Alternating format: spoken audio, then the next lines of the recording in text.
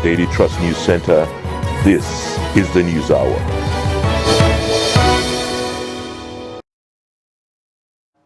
On News Hour tonight, gunmen kill lawyer in Bungudu local government area of Zamfara state. Pregnant woman dies as medical doctors begin strike in Nasarawa state. Rising cost of food and transportation is taking toll on Lagos residents. And on the foreign scene, 15 dead as heavy rain lash southwest China. Hello and welcome to News Hour on Trust TV. I'm Darshan Husseina Usman. Now the news in detail. We begin with security, where the Nigerian Bar Association Zamfara State branch has confirmed the gruesome murder of its colleague and welfare secretary Ahmed Muhammad Abubakar, popularly known as Ahmed Kotorkoshi, by gunmen. The statement, signed by the branch chairman, Junaidu Abubakar, said the incident occurred on Wednesday morning when the assassins invaded the deceased's residence along Mada Road in Kotorkoshi town of Bungudu local government area of the state. On hearing his wife screaming, Ahmed Esquire opened his door and came out. Then the killers attacked him with machete and dragged him to the back of his house, inflicted more machete cuts on his body until he died. The NBA branch described their deceased colleague, Ahmed, as a good person, an active member of the branch, and a humble and easygoing man. The deceased was survived by 2 wives, children, and others. Earlier, we spoke to Daily Trust reporter in Zamfara State, Shehu Yari, and he gives us an update on the killing. Police in Zamfara State have launched investigation into the killing of a lawyer identified as Barrister Ahmed Kotorkoshi. Barrister Kotorkoshi, who was buried in the early morning of Wednesday, was killed after some assailants stormed his residence in Kotorkoshi town of Bungudu local government area of the state. The attackers did not take anything from the deceased house, prompting speculation that the killing might be an assassination. The deceased brother, identified as Bello, told our correspondent that the assailants also kidnapped the brother of the victim. Meanwhile, 2 farmers were shot dead a few kilometers or 2 kilometers away from the town of Kotorkoshi after they went to work on their farms. Their bodies were recovered this morning by a group of vigilantes and some security officials this morning. Some angry youths on Wednesday burnt down a police patrol vehicle at Ofar Guga area in Katsina metropolis. Abdullahi Ahmadi reports that the youths set the police vehicle alight for allegedly causing an accident between a trailer driver and a motorcyclist who was trying to escape arrest. The report.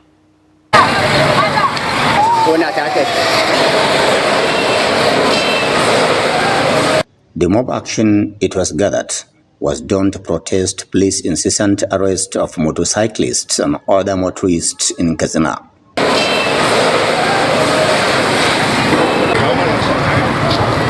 While the vehicle was on fire, Trust TV news cameras spotted scavengers trying to make their way out of the accident scene.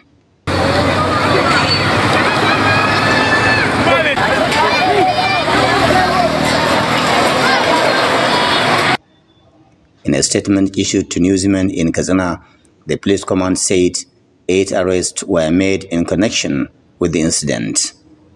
Some Katsina residents say there is need for general reorientation geared towards enlightening people on the need to avoid actions like jungle justice. Look, it is really against whatever law you may think of. This is really very unfortunate. If we can have some people taking laws into their hands, burning people's vehicle in a broad daylight. I don't think the police too have acted professionally. But in any case, this is jungle justice. I think That shouldn't happen in a civilized society like Katsina. I advise people to always report issues like this to the appropriate authorities. Kofar Guga is one of the notorious areas in Katsina Metropolis which has been recording clashes with security operatives in the past. Abdullahi Izuma Yamadi, Trust Television News, Katsina.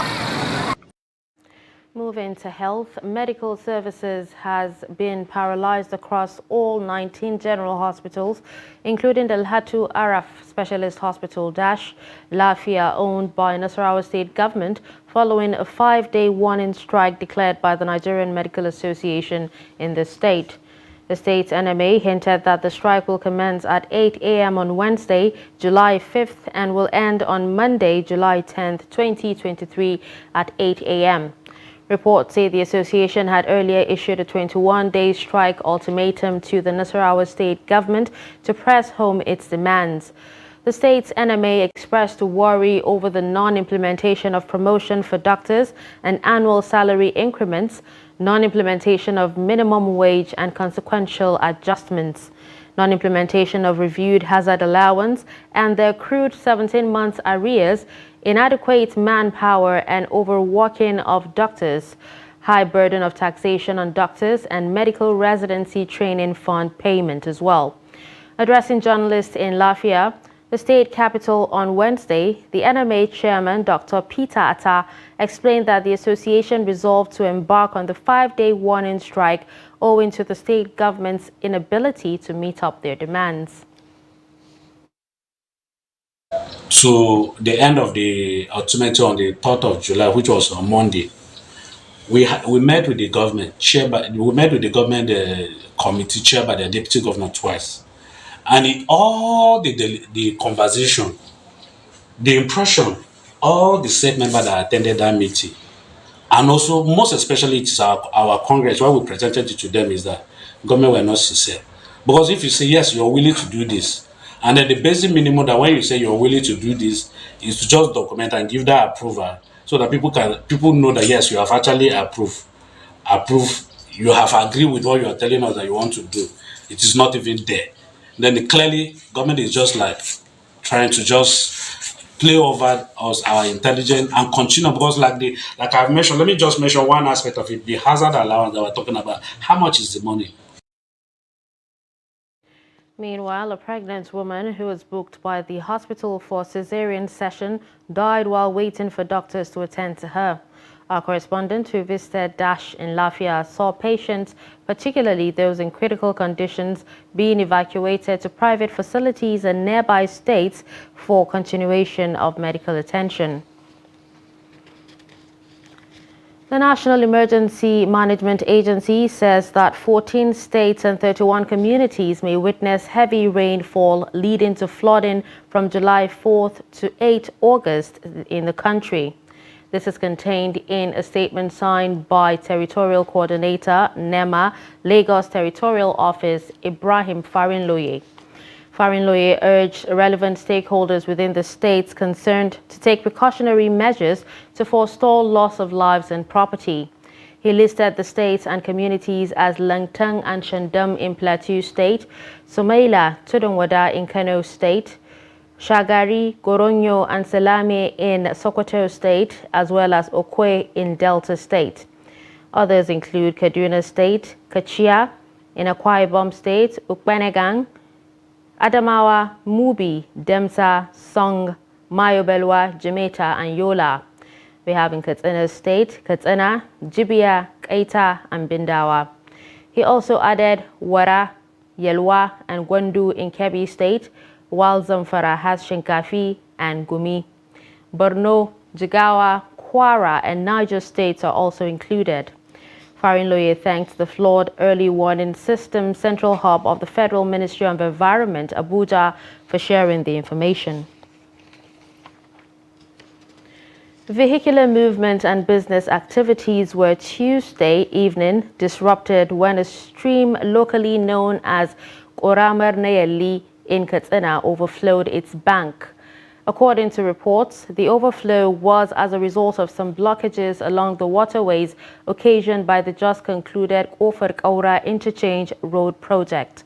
Abdullahi Yamadi gives details of the report.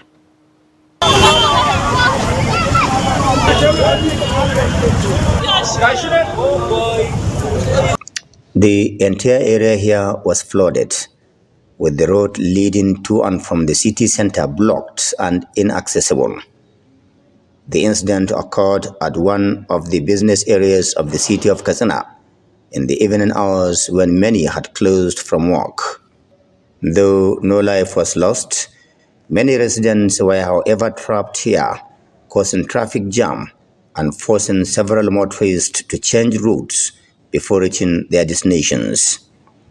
An infant and one young boy were reported missing, as many businesses here were disrupted, with shops and other business owners seen trying to tidy their premises hours after the flood.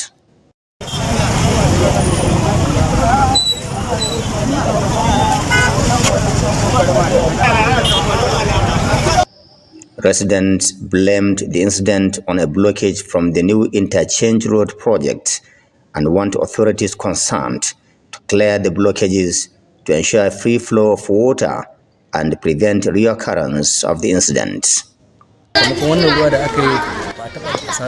This overflooding has really affected our businesses. Already, the living cost has gone high, and another problem now is how to revive our businesses. I can tell you that I and my family are in a very difficult condition.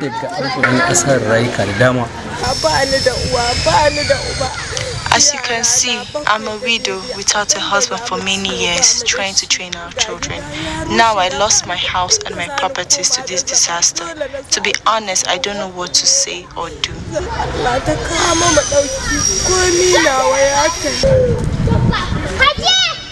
Government, on the other hand, is calling on the residents to desist from dumping refuse inside drainages on other waterways to prevent further flooding. Experts admitted that greater percentage of flood disasters are caused by human activities against the environment. Abdullahi Ismayamadi, Trust Television News, Katsina. Thank you, Abdullahi. A really sad story there. Now moving on to more stories, residents of Lagos State are calling on the federal government to address the rising cost of food and transportation to enable them cope with their daily survival needs. Victoria Tokolo, who visited the Agege main market in Lagos State, brings us more in this report as presented. Since the beginning of the present administration, Nigerians have been lamenting the high cost of transportation and increase in food prices, which have affected the cost of living of many families. This followed the president's announcement in his inaugural speech the subsidy on petrol was gone.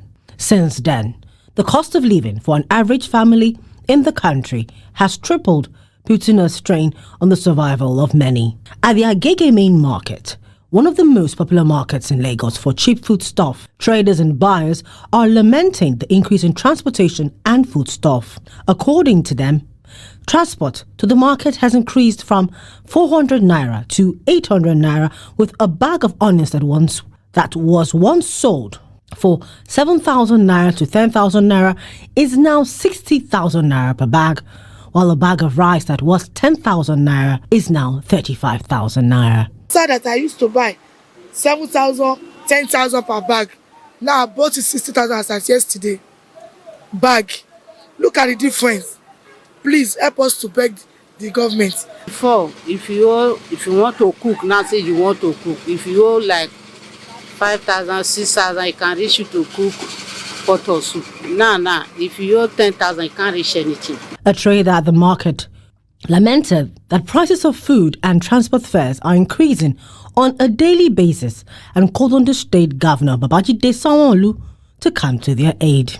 People where we are selling market, because everything costs, transport costs, market for market, it costs. So I want the government Sanwo-Olu and our father waiting for Abuja make we help us. At the home of Abuya Muhammad, who lives in Akilo Agege area of Lagos State, the father of 17 lamented the increase in transportation and food, saying it has affected his family's cost of living. We are going to on the credit right now. Even like we faith, children they are not going to Islamic, children they are not going to school. No way, because they are helping us. We are not getting anything to give them to go. Children carry go.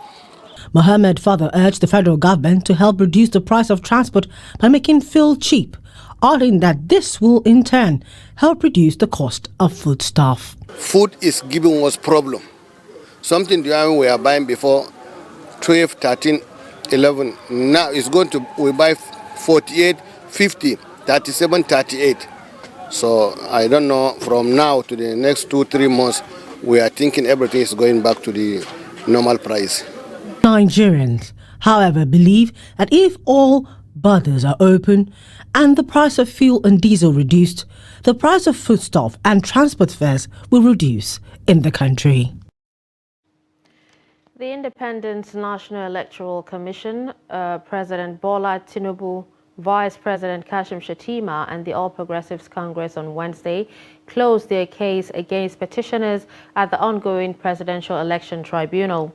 The petitioners are People's Democratic Party and the Labour Party, who are both challenging the outcome of the 2023 presidential election, which was won by APC's Tinubu and Shettima. Noel Sampson, who was at court today, has more. At Wednesday's sitting, the second respondent in the petition filed by the Labour Party, President Ahmed Tinubu, and his Vice President Kashim Shettima, called the nation's Senate Majority Leader Michael Bamidele to testify against Labour Party and the PDP. Counsel to the Labour Party welcomed the closure of the case by the defendants and expressed readiness for the next level of proceedings. He also clarified the air on Peter Obi's eligibility as a member of the Labour Party. I tell you that we are happy the way and manner the hearing ended. We are very ready to react to the addresses of the respondents, which they must file in the next 10 days from today. Thereafter, we will file our reply.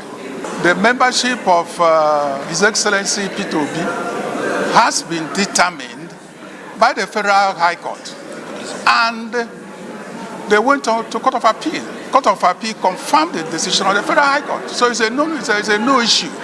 It's a judgment in rem. It's a no issue.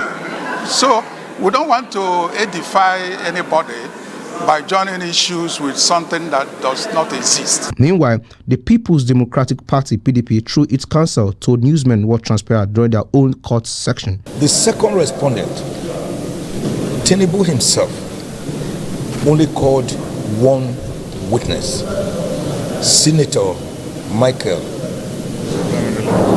Bamidele Okpeyemi, who yesterday was elected as the majority leader of the Senate. As to the strength or weakness of his evidence, that will be left to the tribunal. But the important thing is that we did grill him through the furnace of the fire to show that the evidence he gave was not credible, and to show that the documents he tendered, particularly the report on the FCT, as a symbol of status and as a fountain of unity of the country, which they themselves tendered, was actually in favor of the petitioners. We were also able to elicit from the witness that Tinubu did not win in his own state, and that he was the only presidential candidate that did not win in his own state. The court has fixed 29th July 2023 for the adoption of addresses from the petitioners as well as respondents' reply. Noel Sampson, Trust TV News, Abuja. The emergence of National Assembly principal officer re-echoes the Cold War between blocs within the ruling All Progressives Congress.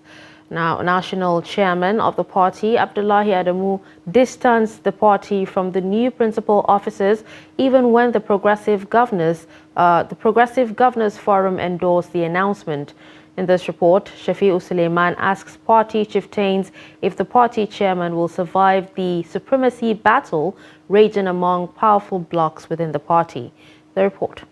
The national chairman of the ruling APC is grappling with internal and external elements within and outside the ruling party, owing to what many believe is because of the roles he played in the build-up to the 2023 elections. Non-involvement of the national leadership of the party in the selection of principal officers of the National Assembly further revealed the existing Cold War between the party's national chairman and the party chieftains, including elected office holders on one hand and the party hierarchy and National Assembly leadership on the other. Let's not forget that the party leadership did not quite support Ashwaju as a candidate. Ahmed Bola Tinubu, which he was running for the office. Which is nothing wrong, because the party leaders can have the sympathy for different persons. I recall very well the chairman then seemed to be favoring Lawal during the primaries. In party politics, there is no one that is holding an elective office that got there independently. People did not get to the National Assembly or any assembly or office by virtue of their own position. No, they contested under the platform of a political party. While the APC national chairman struggles to assert party supremacy in the power equation, growing friction within the party remains a challenge. Politics is an enterprise where banana peels are littered all over the place. So depending on how you walk, you are likely to move straight or be a regular guest on the floor. The problem with a party chairman, a certain authority, the way we think party chairman should do in a Tinubu presidency, is that you're dealing with somebody who claimed with some measure of truth to be the leader of the party before he became the president. As the APC holds its National Executive Committee and caucus meetings next week in Abuja, a political analyst believes such gathering will further deepen the crisis. We're going to see fights down the line because of the nature of power. When people take power, they seem to want to control it all. They seem to take more and more power. And when they have political victory, it kind of encourages them to go for more attack. He is not the type that is easily rattled by the tempo of situations, or is angered instantly or easily, or he gets irritated or panicked by speculation. He always engage appropriately as and when due. For now, it remains to be seen if the current national chairman of the APC could survive the growing political intrigues just as the power struggle rages. Shafi'u Suleiman, Trust TV News, Abuja. The new Senate leader, Okpeyemi Bamidele, has stated that a single political party cannot determine the principal office holders of the Senate. Bamidele also dismissed talks that both majority and minority leadership positions were sent from the presidency. He stated that apart from the ruling All Progressives Congress, 6 other parties had elected members in the 10th Senate. Members of the opposition People's Democratic Party had accused Senate President Godswill Akpabio of not honoring the list for minority leadership it sent. But Bamidele said the emergence of the principal officers was not rancorous, as he maintained that stakeholders came together to fill the minority leadership positions. You're watching News Hour on Trust TV. Coming up after the break. Decaying medical facility worries community. Do stay.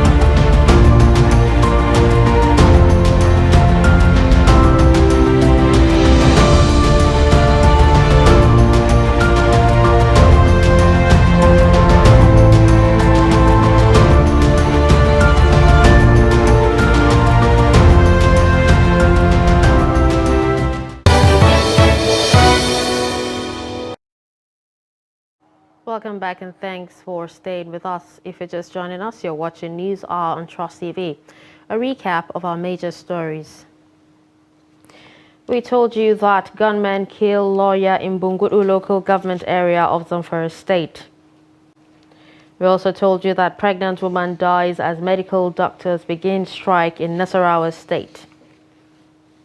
Moving to more stories, the police commissioner in Niger, Ogundele Ayodeji, says a preliminary investigation has revealed an in-house conspiracy to the robbery attack at the Emir of Mina Palace on Tuesday. Ayodeji stated this in a chat with journalists on the sideline of the G7 States Technical Committee meeting in Abuja on Wednesday. He recalled that the hoodlums attacked the palace on Tuesday afternoon, killed 2 palace guards and carted away 3.3 million naira. He said that ongoing investigation suggests that the robbers connived with someone in the palace to perpetuate the crime. The commissioner said that his men were already trailing the criminals and expressed confidence that they will be arrested sooner or later. He further stated that the hoodlums tailed the cashier of the emirate up to the gate of the palace, that the G7 Technical Committee comprised of security chiefs of the FCT, Benue, Kaduna, Kogi, Nasarawa, Niger, and Plateau states. Residents of Yelwa community in Bauchi State have called on security operatives to improve visibility patrol in the area to stem the lingering insecurity bedeviling the area. They made the call while reacting to the recent stealing of properties belonging to shop owners close to Yelwa Divisional Police Headquarters. Trust TV's Adamu Imam sent in the report. Thieves recently broke into some shops at the Police Officers' Wives Association shopping complex located at Yelwa Police Division, Bauchi, and cut away goods worth several hundreds of thousands of naira. Emmanuel Odingwa, a dealer on building materials who could not ascertain the level of loss he incurred from the robbery, described the act as unfortunate and urged security operatives to do more. This is not the first, this is not the second. They normally come and climb ceiling, then do follow ceiling come. If you check, you see some ceiling that's broken. So that is how they normally come in the midnight. He also attributed the action of the thieves to the large number of unemployed youths in the area. Hunger, there is a hunger all over. Situation of our country, the youth, no job for them, and things is very hard. The price of some certain thing is very hard, so they are looking for how to have the living, but it's not the best way. So we stay encouraging our security personnel that they should do more. While Yusuf Mariam, a staff of Damop Laboratory, which is few meters away from the police division, lost some of their machine to the miscreant. Susan Nuhu, a resident and shop owner at the complex, also laments his loss. The night the thing happened, we just come to the lab in the morning, we met, the door is open. So we went inside, we just noticed that they've already packed all our machine and fridge and gen and all the machine we are using for the tests. My advice that they should make sure that since they are close to their office here, they should ensure that they always at least patronize, even if it means that the shops here will be contributing something for those that will sacrifice and be patronizing through the shops to see that the shops are secured, because without business we cannot stand. The State Police Command is yet to issue a statement on the incident. Adam Imam, Trust TV News, Bauchi. Moving to next story, the Academic Staff Union of Universities has tasked the Acting Inspector General of Police, Olukayode Egbetokun, to deploy his tactical team to assist the Oyo State Command in unmasking the killers of Professor Okpeyemi Isaac Ajewole. ASU Chairman, University of Ibadan Chapter, Professor Ayo Akinwole, made the call after a valedictory congress in honor of the slain professor. The report. Barely a month after his death, the Academic Staff Union of University of Ibadan says it is not happy that the killers of their colleague and their motives are yet to be unearthed by the police. Professor Akinwole said the Acting Inspector General of Police should take passionate interest in the case and deploy the necessary technical expertise to unravel the mystery surrounding the killing so that the evil people will be made to face the wrath of the law. Professor Omole said that though the university community grieves over the death, it will celebrate the gallantry and contributions the late Professor Isaac Ajewole made to the academic community and the union. Our heart is heavy. We cannot hide our anger and frustration at the government and the rulers of this world for allowing such a productive life to be cut short. A committed comrade was taken away from us so too soon and in such a heartless manner by the never do well of the society. If we had lived 8 years, maybe it wouldn't have had this impact. Yes, it took its exit when the ovation was loudest, but it's the manner that we are bothered about. A clergy, Reverend Samson Ajetomobi, in his message, condemned the barbaric murder of the late university professor, praying that God will fish out his assailants. God hates hands that can pull the trigger against an innocent man going home from his office. Don't tell them the nation is not secure. We've all been living here. We all know it is not secure. Is that okay? And all those who kill all the people will not go innocent. Professor Ajewole was gruesomely gunned down by yet-to-be-identified assailants on Monday, June 5th in Ibadan, Oyo State. A video of how the outlawed indigenous people of Biafra enforced sit-at-home order in Ebonyi State on Tuesday has emerged. The gunmen were seen in the video shooting in the air to force people to comply with the order meant to secure the release of Nnamdi Kanu, leader of the group.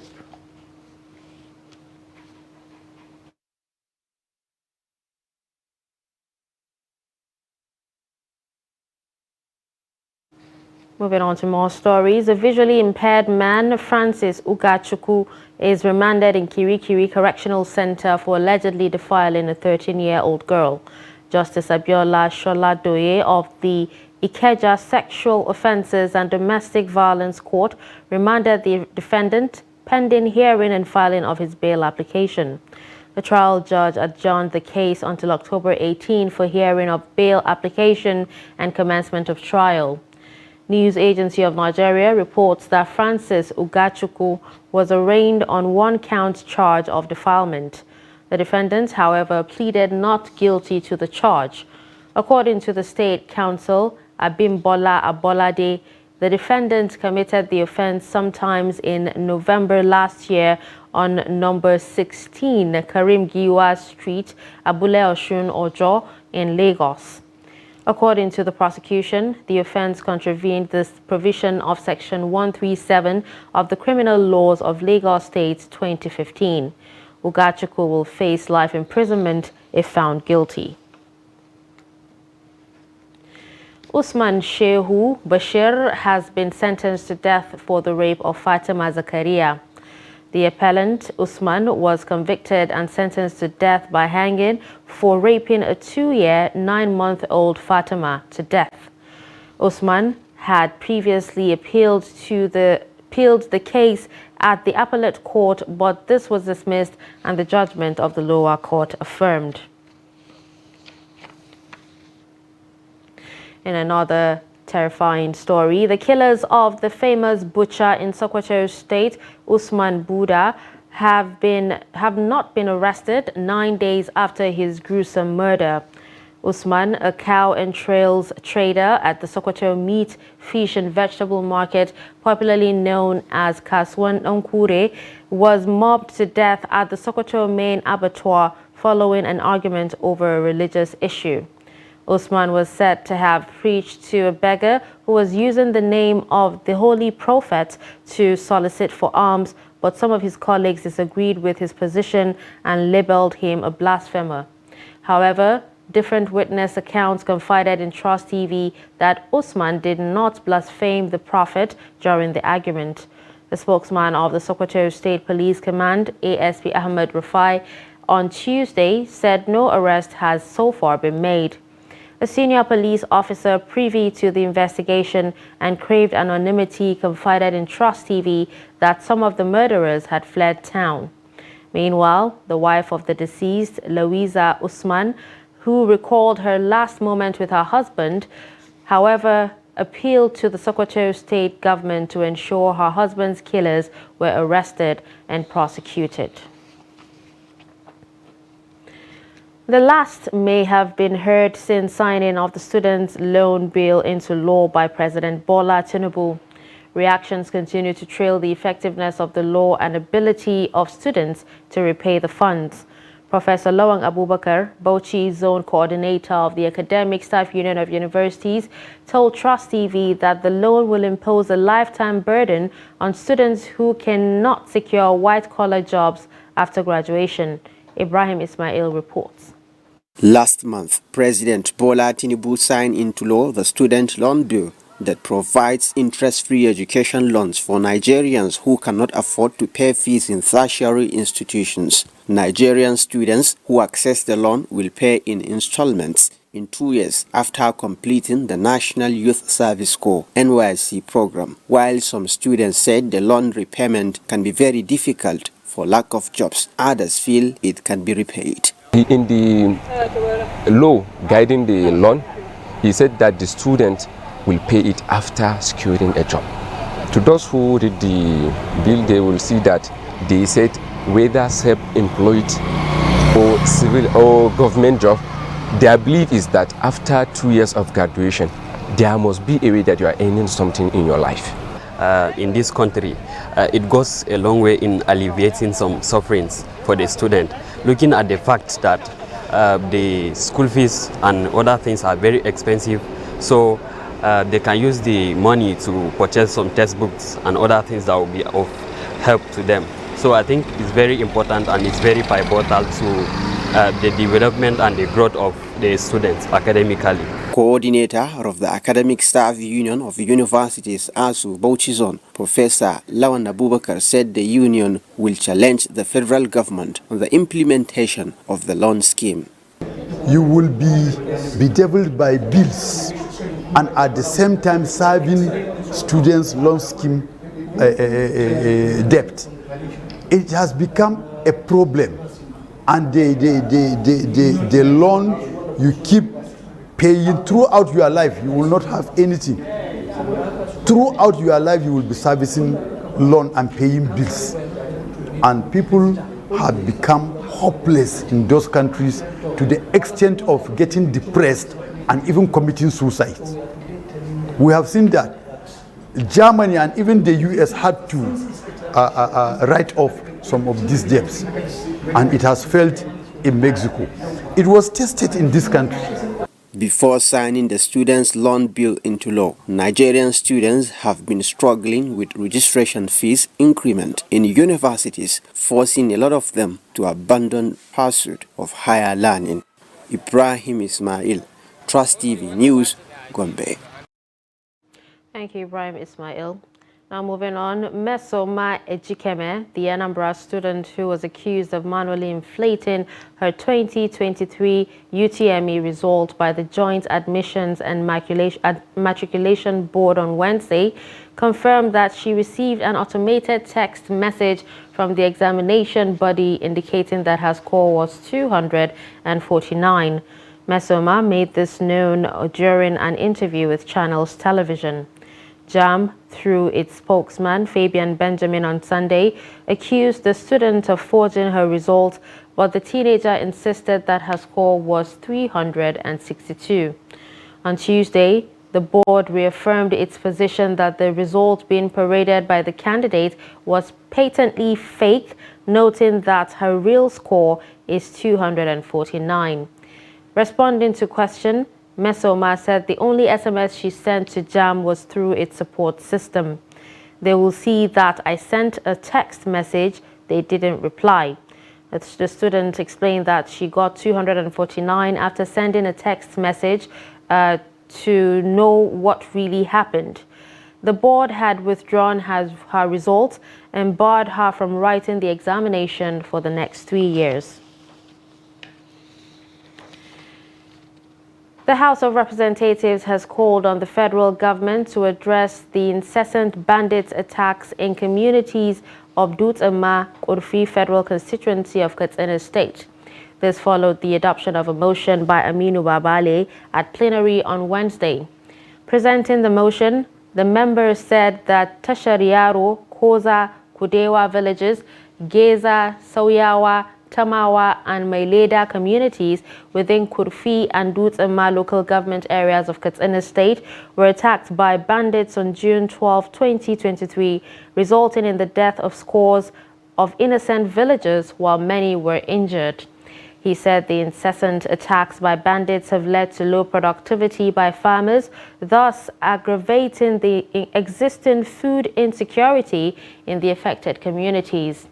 According to him, majority of the youths in the affected areas could end up with little or no income, thus worsening youth restiveness. The House therefore resolved to set up an ad hoc committee to investigate the matter and report back to the House in 6 weeks for further legislative action. With the present administration in Edo State winding up next year, experts in different sectors are reviewing the journey so far in various sectors. In the area of health, observers are worried over the decaying and abandoned medical facilities which should have been most beneficial to people in rural communities. One of such structures is the General Hospital in Agbede, a rural community in Esako local government area of Edo State.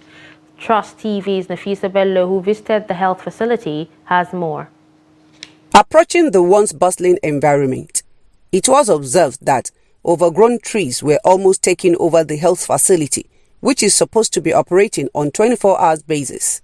Sharing their views on the sorry state of the only government hospital in their locality, these concerned citizens said one of the major areas that needs to be addressed is the deployment of health workers to the health facility, which has become a nightmare due to its poor state. They also disclosed that efforts to get the attention of the state government for rehabilitation has not been successful over the years, a situation which has made the people to resort to going to neighboring communities to seek orthodox and unorthodox medical attention. The condition of Agbede General Hospital is deteriorating daily. 1, no enough staff. 2, no equipment. 3, I don't think the doctor stays in Agbede, he stays in Aviele, that is Ugioli. And when there is an emergency situation, somebody have to handle the situation. Presently, most of the sick people, both those giving birth, they go to health centers, quack hospitals. So government should try, come to our aid to come and improve the hospital. When I was growing up, I know that hospital was the best hospital when Gomuja constructed that hospital. Every facility you think of, with mortuary and everything, doctors, quarters and all that, they were all there. We've written series of letters. We wrote many letters before. We will send letter to the government. We copy all the chiefs, the clients in Ayele clan, none of them, everything turned upside. They further stated that the youths haven't tried their best to put parts of the facility in shape over the years, want the hospital management board or the state government to intervene in bringing the public health facility back to its glory. We want government to intervene to take care of the hospital, which is it can come back again at the general hospital. They have been try, but the things are there now, they are very, very bad. Look at the ground, and even the hospital need a surgery doctor. Agbede General Hospital was built by Samuel Ogbemudia to serve the quality health needs of residents of Agbede and adjoining communities, But the people here said it's like the state government is playing politics with the hospital, hence the abandonment. Renovation has been going on in other health facilities in the local government area, while the authorities look the other way in the case of Agbede. Nafisa Bello, Trust TV News, Benin. You're still watching News Hour on Trust TV. We'll be right back.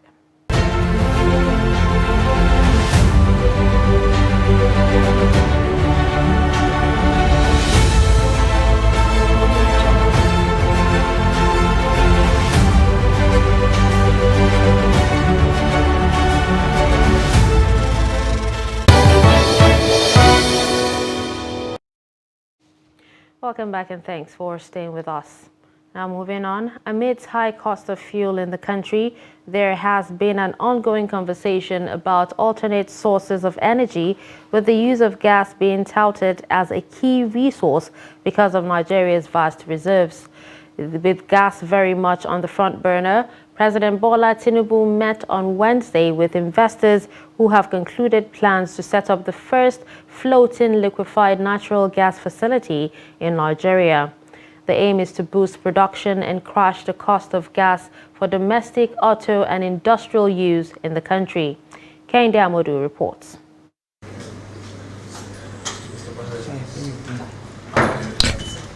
President Tinubu is acutely aware of the need to provide an alternative to petroleum and believes there's an urgent need to develop the country's gas resources. He therefore would naturally welcome the development of a facility that could leapfrog the national economy by producing an annual 1.5 million tons of liquefied natural gas for export, as well as 300,000 liquefied petroleum gas metric tons for domestic market. This will result in lowering and stabilizing the prices of gas while creating thousands of jobs and investment opportunities in Nigeria. These foreign investors are prepared to do this. Once we come on stream by 2026 fourth quarter, this project alone will deliver 25% of the requirement of LPG in country Nigeria. That also will also save the environment for deforestation, whereby the women folks who are dying from using firewood will stop using firewood and start using LPG as their source of energy. We are committed to deliver this project. We are currently executing the FEED, defining the project, and you know, this JV is very strong. We have been working on the half of the capacity of LNG in the world, which is being built or under construction, is being built by either Technip Energies or JGC, and all floating energy in open seas have been built also by either Technip Energies or JGC. So we are here ready to bring all the resources and the competencies to put this project forward. Floating energy is not easy one. That's why only Technip and JGC has completed 4 floaters, but no others completed yet. Then we are very much proud to be selected, and we are ready to work together with UTM. The plant will be anchored offshore in Akwa Ibom State in about 60 meters water's depth and will produce, when completed in 2026, 1.5 tons of liquefied natural gas for export on annual basis. It is not surprising that President Tinubu is committed to this project that will provide access to clean, accessible, affordable, available, and abundant energy for all Nigerians. As we speak, various Nigerians are already working in various parts of the world in terms of the engineering part of it. On the local content part, we are working with Nigerian Content Board to ensure that Nigerians are trained on how to manage and operate the plant when it becomes operational. The first floating liquefied natural gas facility targets the generation of 3,000 direct jobs and 4,000 indirect jobs, in addition to value creation along the LPG supply chain. From State House Abuja, Kehinde Amodu, Trust TV News. As the 10th Senate commences sitting to kickstart plenary sessions, The controversial disbursement of 500 billion naira loan to the 6 geopolitical zones of Nigeria by the Development Bank of Nigeria came to the fore. The motion raised by Senator Ali Ndume, however, suffered a setback during Wednesday's plenary. The Senate President, Godswill Akpabio, stood down a motion which Ndume considered a national importance. In another development, Senate asked the Federal Ministry of Water Resources to revisit the proposed construction of dams in strategic locations in order to take in the flood waters from Lagdo Dam in Cameroon. The report. Sponsor of the motion on the 500 billion naira disbursement saga, who also doubles as the Senate Chief Whip, Ali Ndume, queried the rationale behind the stepping down of the debate, which he considers of national importance. The motion borders on the unequal distribution of the loan among beneficiary states. Mr. President, this motion was not personal. In fact, when I moved the motion and the ad hoc committee was set up and my name was included, I told the Senate President then that it would morally not be fair for me to be on the committee because I'm the mover of the motion. But they said I have to be on the motion. I have to be on the committee. And whenever they called the meeting, as he said, it's either I'm not here, I don't want to say whether it's deliberate or not, it doesn't matter. But as my privilege, up to now, I swear to God, I'm not supposed to even do that. I've not seen the report. The chairman of that ad hoc committee that sat on this particular motion is here. He's Senator Sani Musa. And he informed me just now that he has presented the report and the report has been adopted. And what that simply means is, a question we should ask is, have they forwarded the resolution of this Senate to the executive?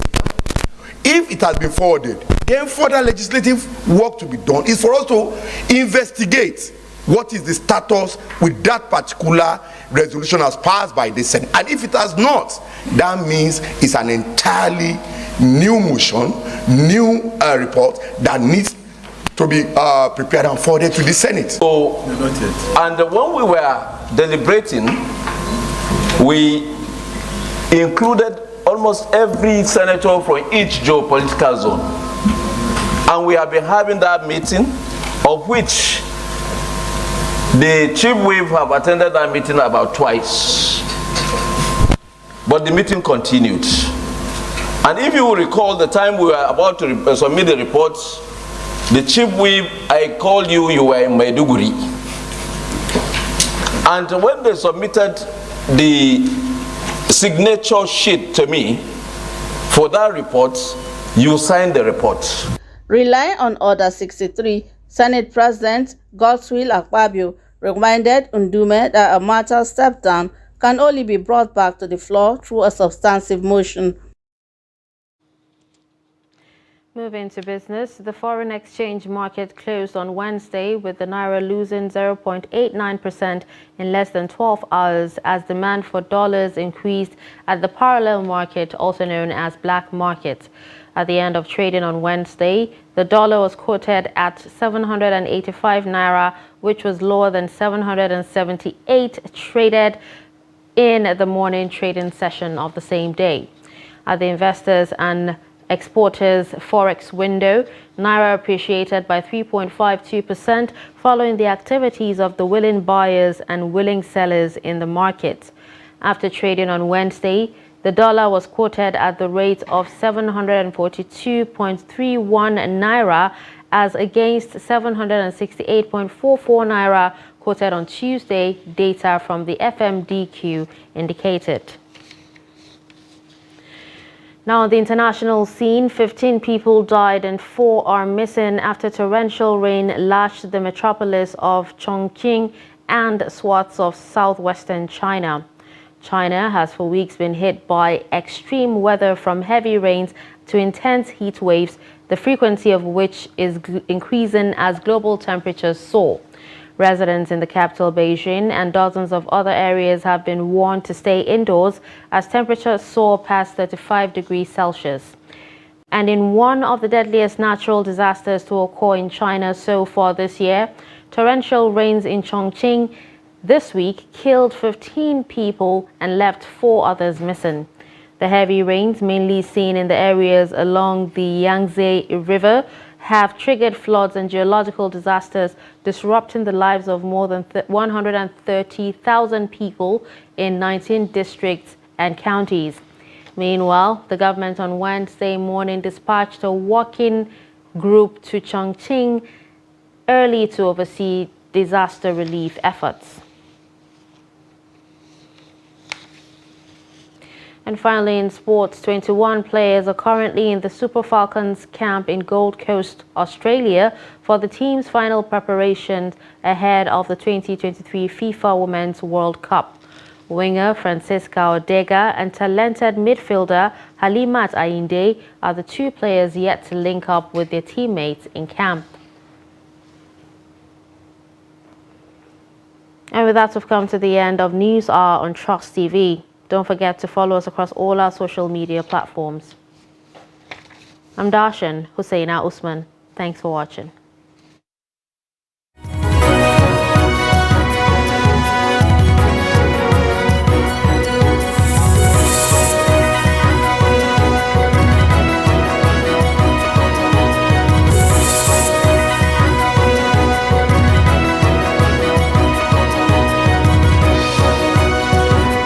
From the Daily Trust News Center, this is the News Hour.